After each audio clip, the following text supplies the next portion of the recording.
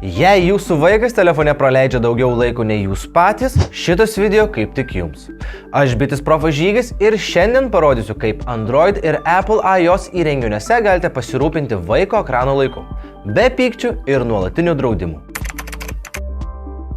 Nesvarbu, ar vaikas naudoja Android ar Apple iOS, abiejose sistemose tėvai turi labai panašias kontrolės galimybės.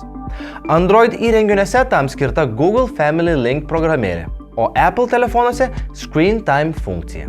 Susieję vaiko telefoną su savo, matysite, kiek laiko jis praleidžia prie ekrano. Galėsite nustatyti dienos limitus arba suplanuoti, kada telefonas turi eiti miegoti.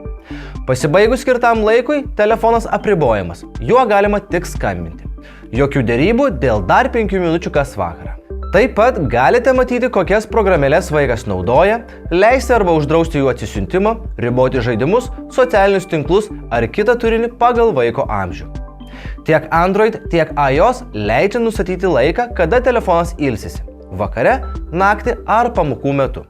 Tai padeda išlaikyti balansą tarp ekrano ir poilsio.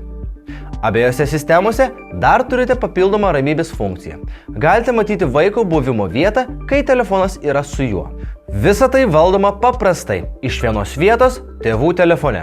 O kaip viską nustatyti žingsnis po žingsnio, rasite bitesprofai.lt portale.